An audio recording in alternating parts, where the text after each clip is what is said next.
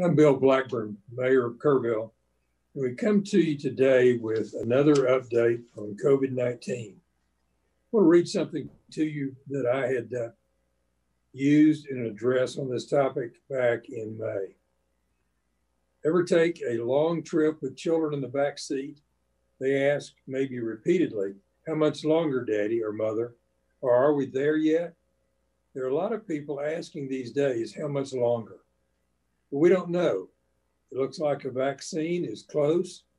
And then there are the logistics of getting 327 million Americans vaccinated. So perseverance is needed, going the distance, and we need to keep doing the things, the basics, to fight this virus and stay healthy.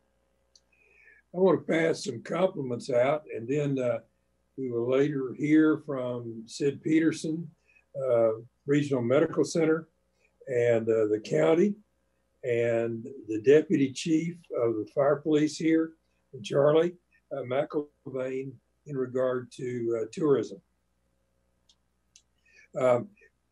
In terms of the community, we are seeing more masks and more folks that are using their masks.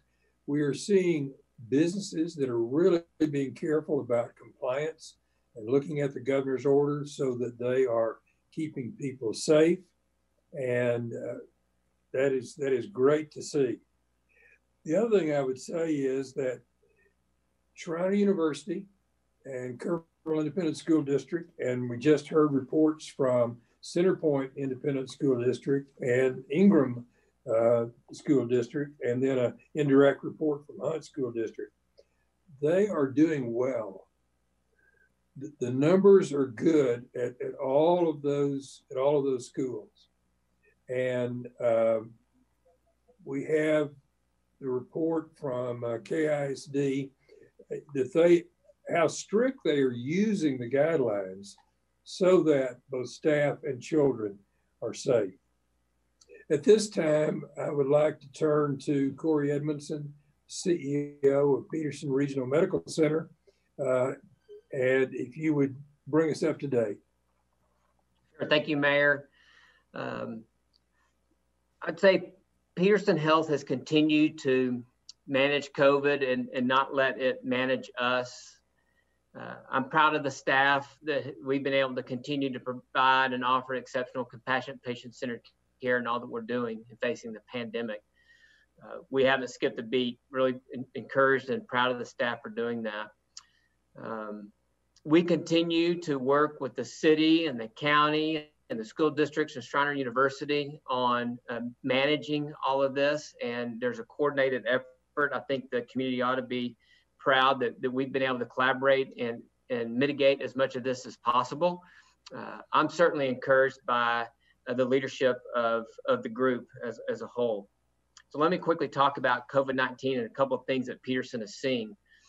September, we started seeing an uptick in cases, and I think we all started to see that, and that wasn't a Kerr County phenomenon. That was a national phenomenon for the most part. And then, but in October, we really started seeing it hit us hard. Just since October 1st, we've had 85 new cases. That's been roughly a positivity rate of about 11%. Now that's just for Peterson Health testing. We don't know what's going on with other testing in the community and elsewhere. That's Peterson Health as a whole. I will tell you that currently an encouraging note that we had 3 patients hospitalized as of earlier today. Today we have, right now we have 1. So we've discharged several, but generally speaking, we've been pretty consistent around the 3 levels. Some of them have been in intensive care, others have been medical floor. Our urgent care center continues to do testing. Please call them or call the number to schedule a time at 258-7814, and that's out on Junction Highway. I believe most the community knows where the urgent care center is. Our COVID hotline as well has continued to stay open. In fact, with this uptick and all the things that are going on, our volumes have gone up to 120 to 150 calls a day our nurses are trying to answer the phones as quickly as possible. You may have to leave a message, and if you do, please be patient with us. We'll call you back as soon as possible. But we've even seen an uptick in our total calls and resources. But we want to be that resource and answer any questions that we can have. We have nurses manning that over time. When it comes to visitations in the hospital, it's been a tough thing for us to have to manage and have to shut some things down. But as the community knows, we've opened that back up, just so you're aware, in September. But we are limiting that to 2 visitors in the room with the patient at any given point in time. If the family wants to come in, we're good with that, but you're going to need a tag team, only 2 at a time. Now, end of life situations or laboring mom or a special needs family member or kid, then we have some exceptions to that. But we're trying to do those things to still mitigate the spread of COVID-19, and we think that's helpful. You still get screened when you come into the hospital. You're getting your temperature checked. You're getting asked the questions and all. So be prepared for to get screened. I'm tag teaming today on this event with my Chief Medical Officer, Mac Blanton.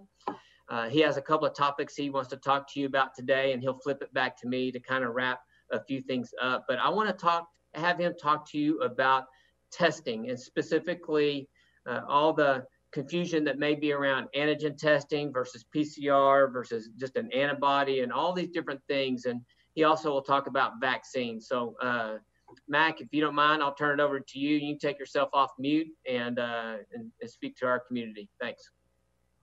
Yeah, thank you, Corey. So I've been asked to speak briefly about the types of testing we do at Peterson Health.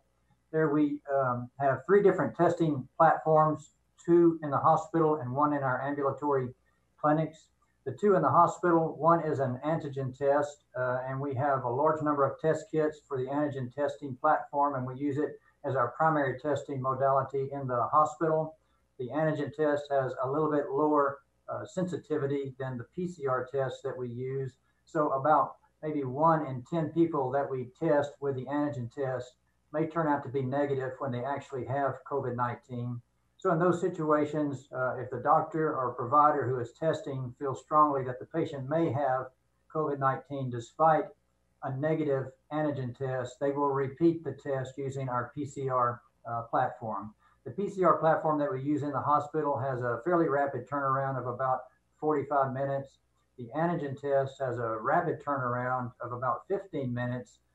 So it's really a point of care or near point of care testing.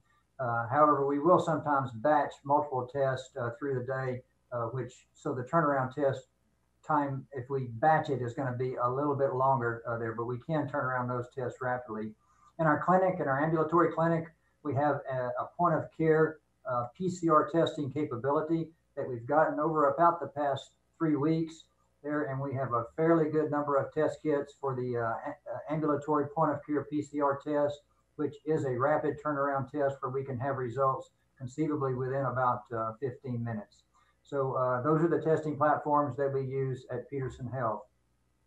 Just to mention regarding the COVID-19 vaccine, we have been notified by the Centers for Disease Control that in order to administer the COVID-19 vaccine, if and when it becomes available, potentially later this year, we needed to register as a COVID-19 vaccine provider. And we have completed that registry with the Centers for Disease Control as a COVID-19 provider for the vaccine, should it be obtained there. So we're ready to give the vaccine when the CDC is ready to release it to us.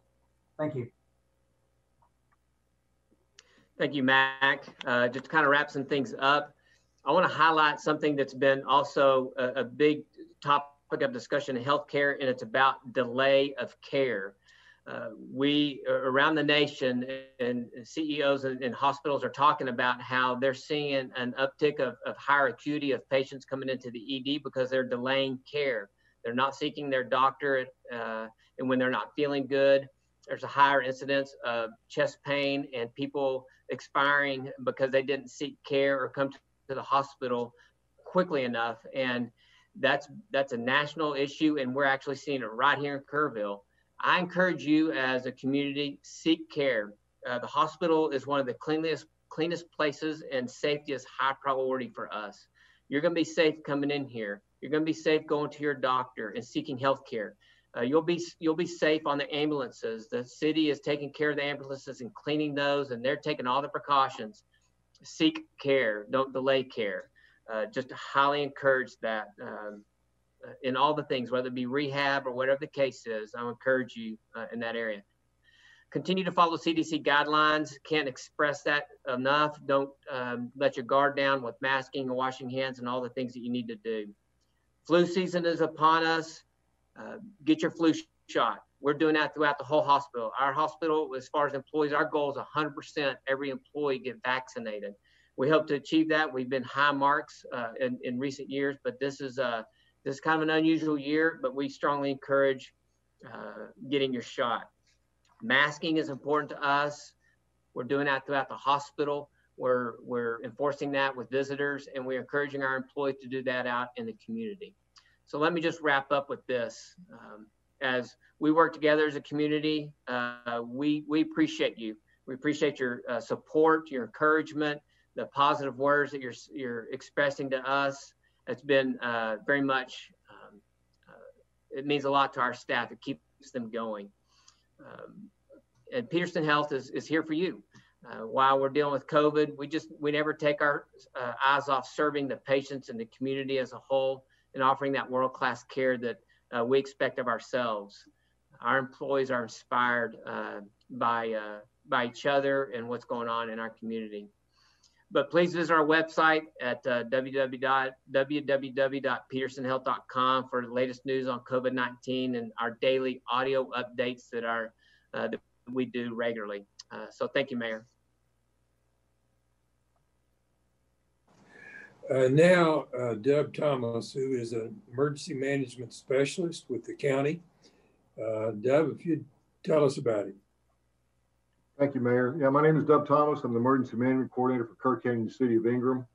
I think there's been no secret that the numbers have been a little bit confusing coming out from the Department of State Health Services and the numbers that Peterson puts out and what the county puts out as well. But what I wanted to tell everybody is that the county is going to be putting those numbers out. And I take the information from Peterson Regional every day and include that in the Department of State Health Services information that they send to me on a daily basis.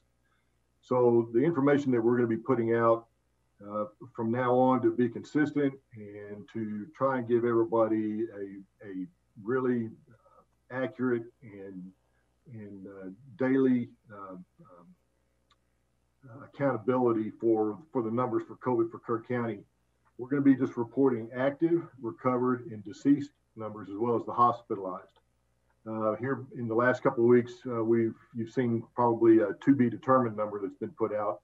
We're no longer going to be putting that to be determined number out. We're going to actually include that number in the active because the to be determineds were the antigen tests that the Department of State Health Services had to do an investigation on. But as Dr. Blanton said, that test is just as nearly as accurate as the PCR test. So we still consider that as an active test. So you're going to see an uptick on the actives. It'll be active, recovered, deceased, and hospitalized. And we're going to try and do those updates, press releases on Tuesday and Friday of every week to keep everybody up to speed on COVID in Kerr County. Thanks, Mayor. Thank you, Deb. And Deb has done such hard work and consistent work on getting the statistics together. And we have real appreciation for him. At this point, we want to hear from the Deputy Fire Chief, Eric Maloney, if you'd share with us. Thank you, Mr. Mayor, and I'll be brief. Wanted to just bring up that Halloween is our first family and kid-oriented holiday for the fall. And the City of Kerrville, Kerr County, Peterson Health, and the Kerr County Independent School Districts are focused on keeping your kids safer during the Halloween. We continue to encourage CDC best practices and guidelines during any activity, and also recognize that the traditional trick-or-treating is a high-risk activity. But this year, we're going to be providing some tips to help you and your family stay safe that are provided by the CDC recommendations for a safer trick-or-treating, safer ways to hand out treats, and some safer adult Halloween activities.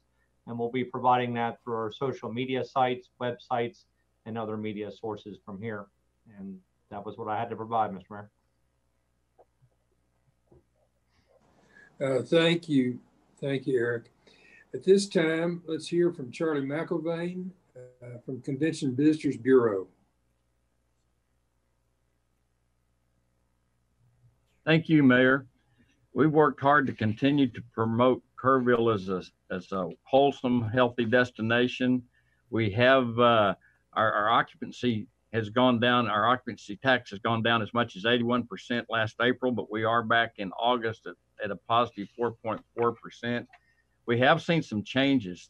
Places like the Yogi Bear Park and the River Trail Cottages and the Kerrville Shriner Park are extremely popular right now. In fact, all short-term rental facilities and area campgrounds and RV parks are doing extremely well. We did have several groups in town in the past few weeks. We had the Slingshot Roadsters were back in Kerrville with approximately 55 cars and 120 participants. We've also had 300 golfers participating in the James Avery International Golf Tournament the first week in October. We've had a church convention that was in town that was here over 11 days, so they were spaced out or spread out. And then the Bandera hosted a major motorcycle rally the first weekend in October, and we had a number of riders here. Each of these groups have practiced social distancing and worked hard with precautions during their events. Kerrville will be hosting a couple of other small groups later this month, including the Texas Gardeners Club, the Blue Bonnet Baptist Association Retreat, and another motorcycle event. We've had a couple of groups that I wanted to kind of give a quick shout out to. The Kerr County 4-H clubs hosted a very successful wild game dinner, and they did it very cautiously. Rather than a sit-down dinner, they had a drive through the youth event center and picked up meals to go, and so that made a big difference in that situation. Another group I want to recognize for very quickly is the Kerrville Christmas Light Corporation, who in a 10-day period raised enough funds to purchase 44 new Christmas ornaments that will be used to light Sidney Baker between Interstate 10 overpass and the Guadalupe River Bridge. These lights will help direct consumers and visitors to Louise Hayes Park to enjoy the lights on Tranquility Island, which were installed last Christmas. We do want to encourage everyone to keep the Kerr County economic engines running by supporting our local businesses, events, and activities. Thank you, Mayor. That's my report. Okay, thank you, Charlie. And that ends our series of reports. Let me just mention one thing as we wrap it up. This is a file of all of our meetings we have had since March, looking at what's happening with COVID-19. What do we do? How do we cooperate together? How do we do everything we can to keep people safe? And from the city side, city has a big commitment to the safety of the citizens. You think about police, fire, safe water, safe food that is sold commercially, safe streets, and safe buildings. And this is one more extension of this commitment for safety for all of the citizens. Thank you very much, and stay safe out there.